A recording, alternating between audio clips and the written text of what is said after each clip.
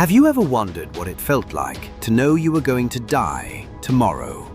Not in the abstract, not philosophically, but physically. In your stomach, in your hands, in the cold sweat that creeps down your spine as the sun disappears behind the tree line and the campfires begin to glow across the enemy's position, close enough that you can count them, close enough that you can hear their laughter. Because that is exactly where you are right now. You are sitting on cold ground somewhere in medieval Europe. Your back aches, your hands are raw. There is mud under your fingernails and a sword across your knees that you have sharpened so many times tonight, the edge has started to sing when you run your thumb along it. Tomorrow morning, you will use this blade to try to kill another man you have never met. Or he will use his to kill you. And tonight, on this long, cold, merciless night before the battle, there is absolutely nothing you can do about either outcome, except sit here, listen to the darkness, and wait. This is not a story about kings or tactics or the clash of armies. This is the story no chronicle ever bothered to write down. The story of what happened in the hours before the killing began, when thousands of ordinary men faced the most terrifying question a human being can ask. Will I still be alive when the sun sets tomorrow?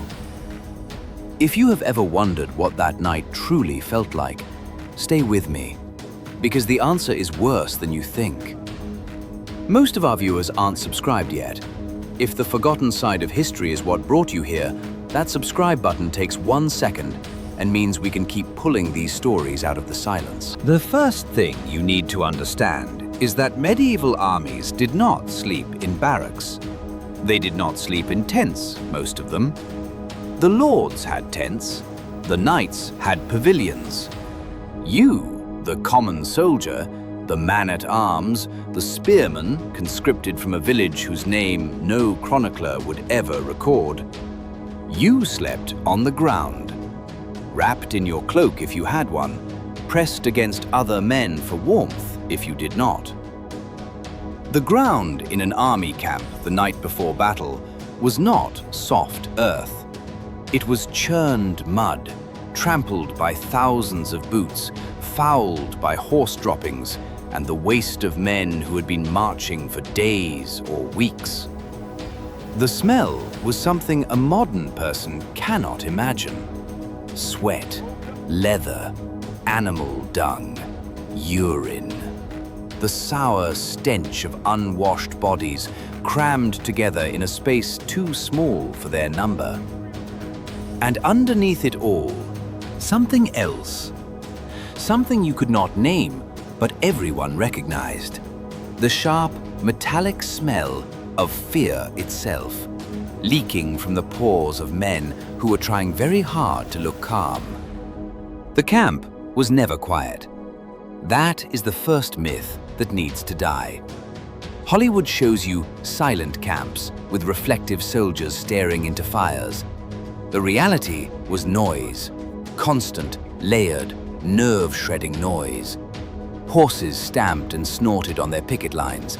Blacksmiths hammered repairs on damaged armor because there was always damaged armor, and there was never enough time.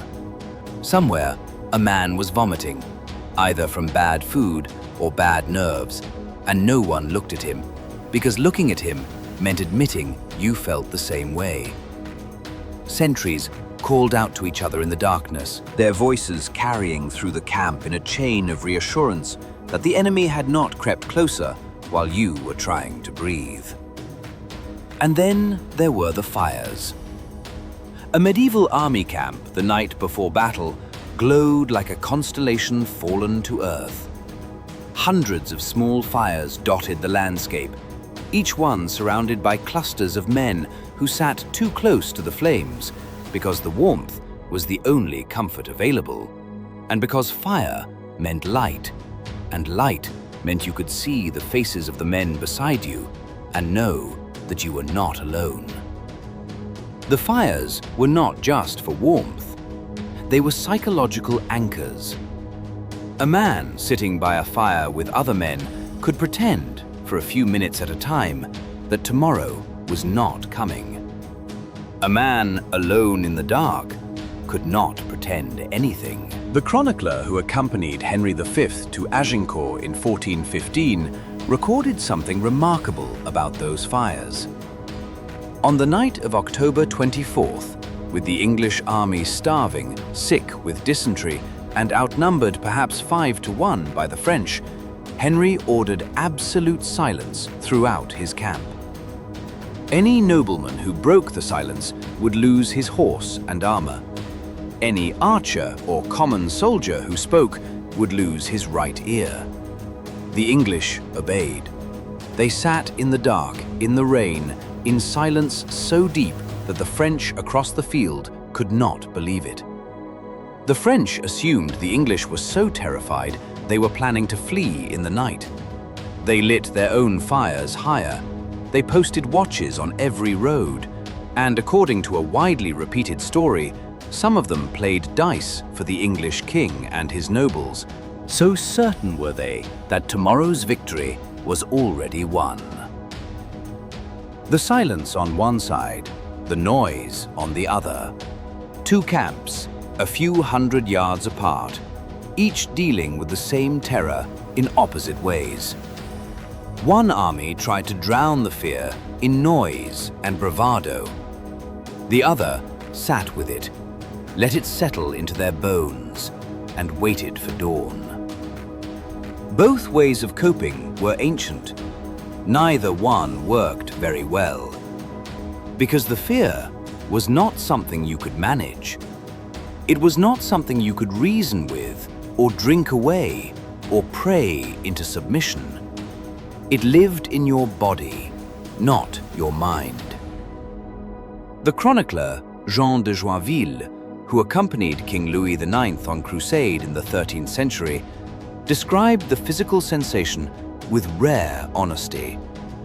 He wrote of trembling that would not stop, of hands shaking so badly that men could not fasten their own armor. He wrote of voices breaking mid-sentence. He wrote of men who wept openly, not from cowardice, but from the sheer, overwhelming reality that this might be the last night they would ever experience.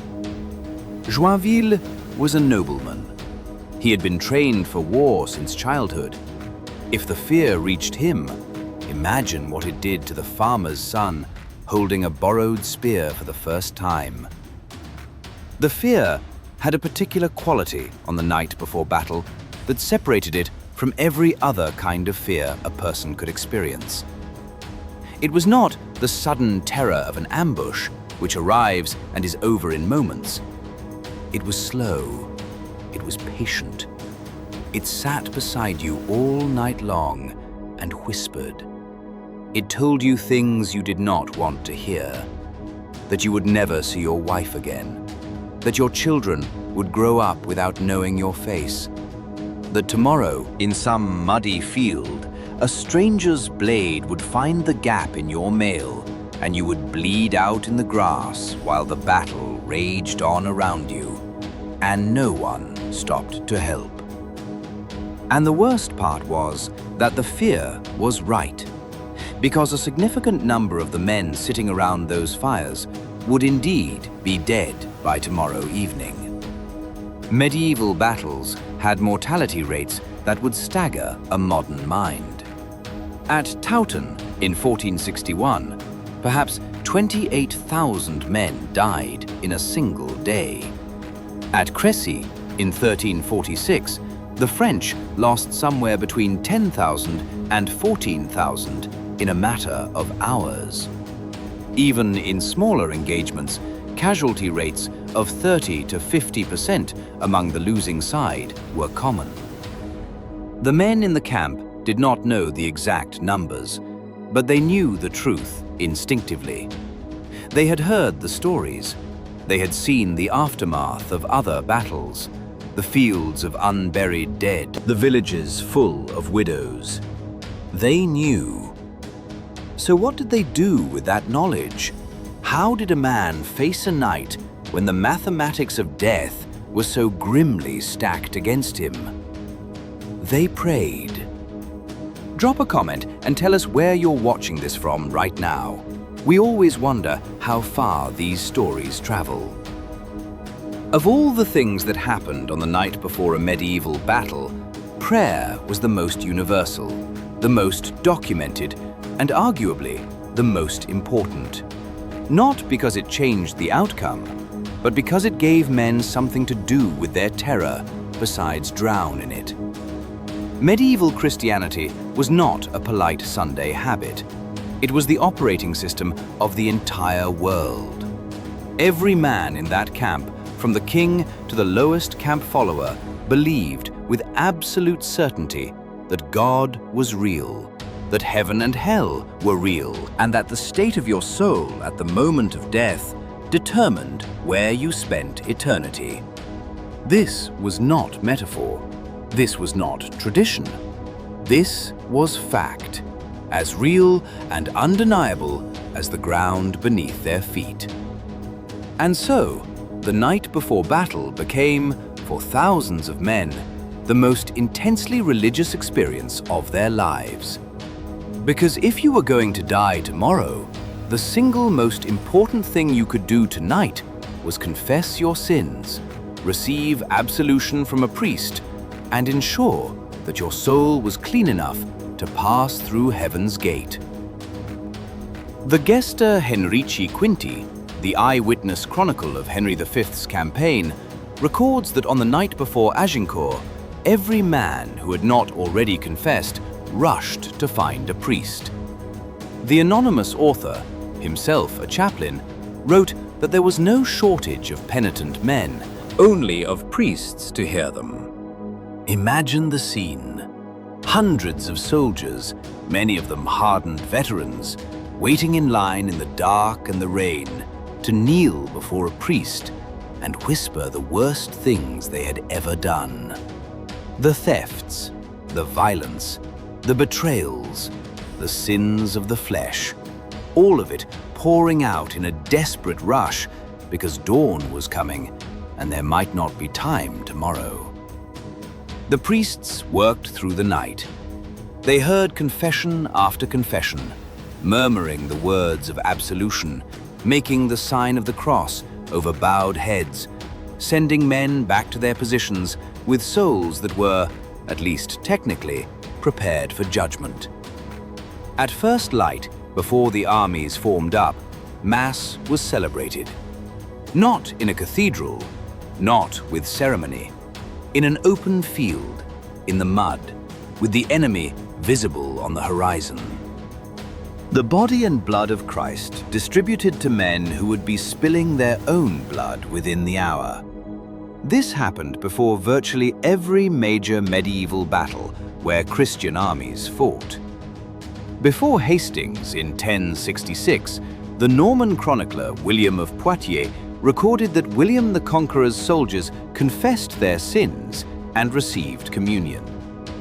Before the Battle of Grunwald in 1410, the Polish-Lithuanian army heard Mass at dawn and sang hymns as they formed their battle lines. Before Crécy, before Poitiers, before Agincourt, the same pattern repeated. Confession, absolution, Mass, prayer. But not everyone prayed, and this is where the chronicles become quieter, because the things that happened in the darker corners of a medieval army camp were not the kind of things monks liked to write down. Some men drank. Wine and ale were staple rations in medieval armies. A soldier's daily allowance typically included a measure of wine or beer, not as luxury, but as necessity, since water sources on campaign were often contaminated and alcohol was safer to consume. But on the night before battle, the drinking took on a different character. It was not the casual consumption of men quenching their thirst. It was the desperate, deliberate numbing of men trying to silence the voice in their heads that said, "Tomorrow you die." The practice was so common, it barely merited comment from most chroniclers. Wine was cheap. Fear was expensive. The exchange made perfect sense. Some commanders tolerated it, understanding that men who dulled their terror with drink might fight more recklessly tomorrow, and recklessness could look a great deal like courage from the outside.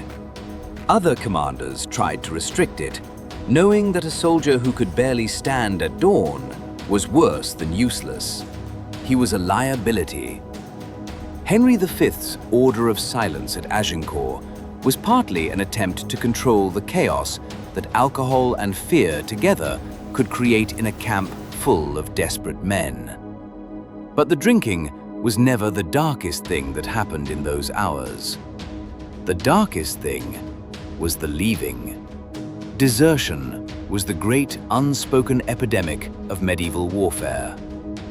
Chronicles rarely discussed it directly, partly because it was shameful, and partly because it was so common that acknowledging its scale would have undermined the heroic narratives that chroniclers were paid to construct. But the evidence is everywhere, if you know where to look. Medieval armies routinely shrank between assembly and battle.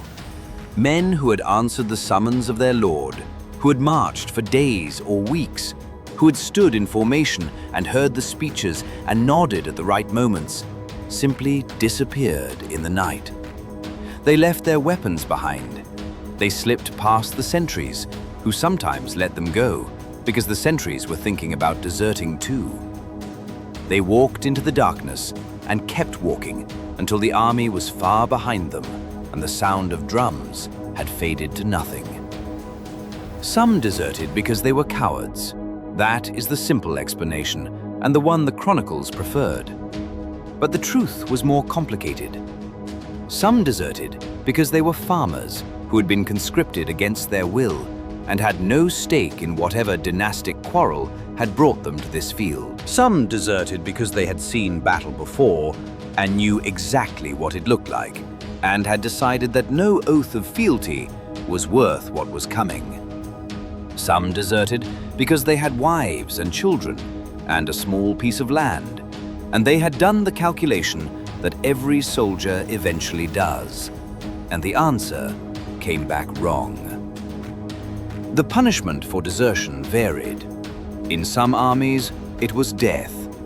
In others, it was mutilation, the loss of a hand or an ear, a permanent mark of shame that would follow a man for the rest of his life. In practice, enforcement was spotty. On the night before battle, when commanders had 1,000 concerns more pressing than chasing down missing men in the dark, deserters often simply got away. They vanished into the countryside and reappeared weeks later in their villages, carrying a story about being separated from their unit or taken ill on the march. Some were punished, many were not. The machinery of medieval justice was not built for tracking individual soldiers across hundreds of miles of territory. But for every man who left, there were dozens who stayed. Not because they were braver, not because they were more loyal, but because the social bonds of the medieval world made leaving almost as terrifying as staying. The man beside you in the shield wall was often your neighbor, your cousin, your brother. Your lord was the man who held your land, who would know if you ran, who would punish not just you, but your family. The shame of desertion did not end at the camp's edge. It followed you home. It lived in the eyes of the people who knew what you had done. And for many men, that shame was more frightening than the sword. So they stayed, and they sharpened their weapons. The sound of a whetstone against steel is one of the defining sounds of the night before a medieval battle. It was everywhere. It was constant. It was almost meditative, a rhythm that gave men something to do with their hands, while their minds raced through every terrible scenario the dawn might bring. A man sharpening his sword was not just maintaining a weapon. He was performing a ritual as old as warfare itself. The repetitive motion calmed the nervous system in ways that prayer sometimes could not. The focus required to maintain the correct angle, to feel the edge with your thumb, to know by the sound whether the stone was biting properly. All of it pulled the mind away from the abyss and anchored it in the present moment. You were not thinking about dying while you sharpened your blade. You were thinking about the blade. And for a few minutes, that was enough. Knights and men-at-arms sharpened swords. Archers checked their bowstrings, rolling the waxed linen between their fingers, testing the tension, replacing strings that showed wear, because a bowstring that snapped at the wrong moment meant death.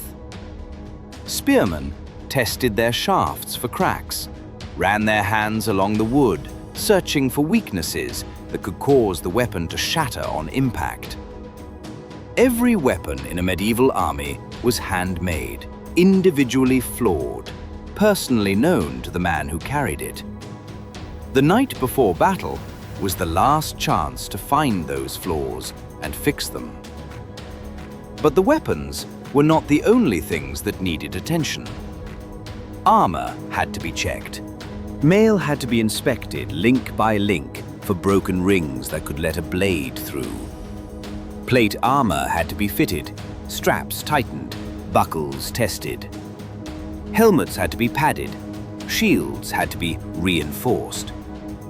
The physical preparation for battle was hours of painstaking, repetitive work. And on the night before, every man became an engineer of his own survival.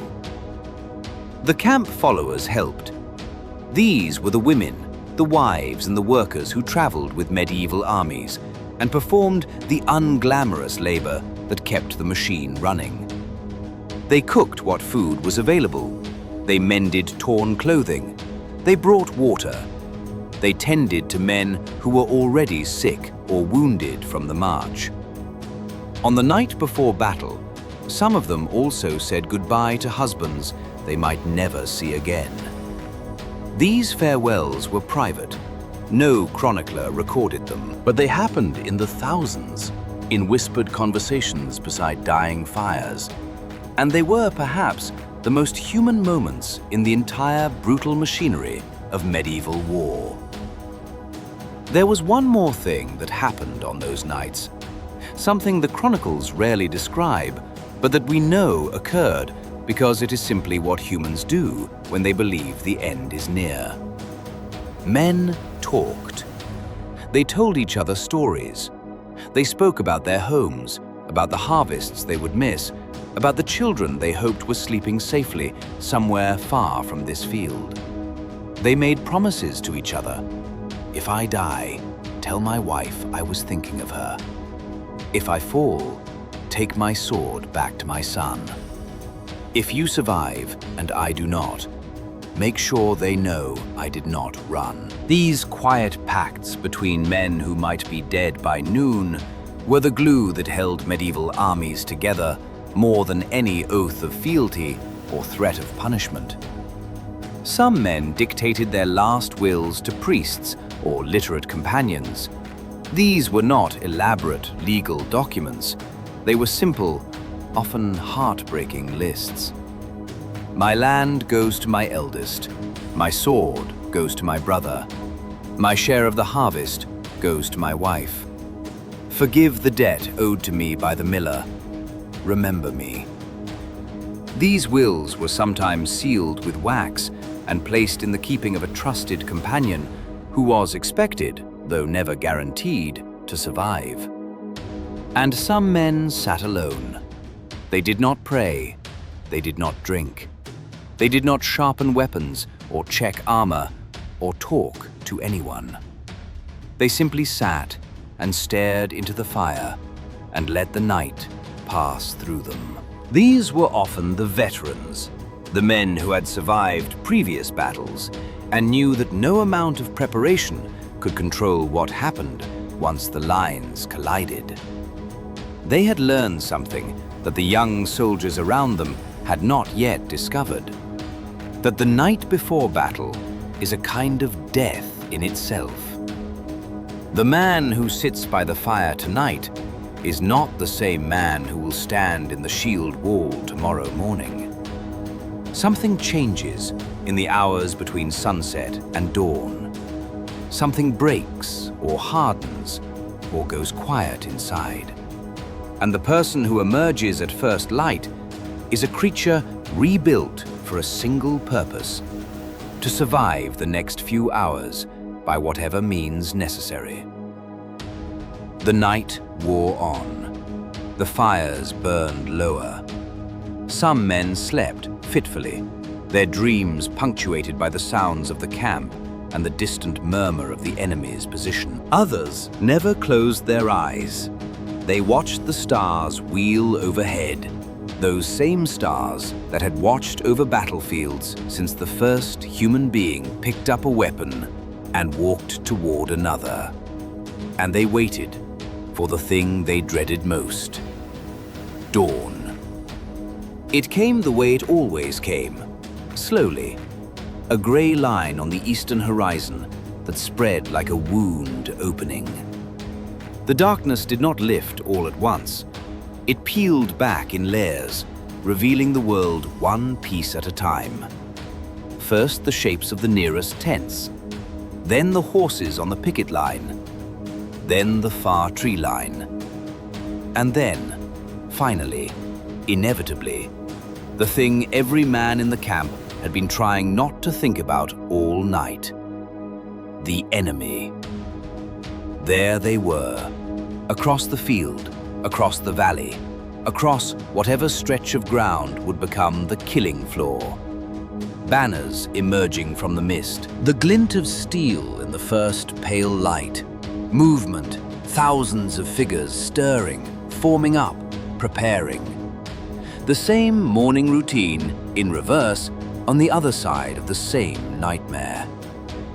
And in that moment, something strange happened. The fear, that patient, whispering companion that had sat beside every man all night long, suddenly went quiet. Not because it was gone, but because there was no more room for it. The body had other work to do now.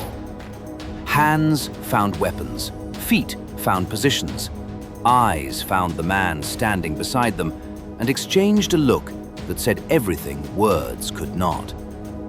Here we are. Here we go. Whatever happens now, we face it standing up. Trumpets sounded, drums began to beat, commands were shouted.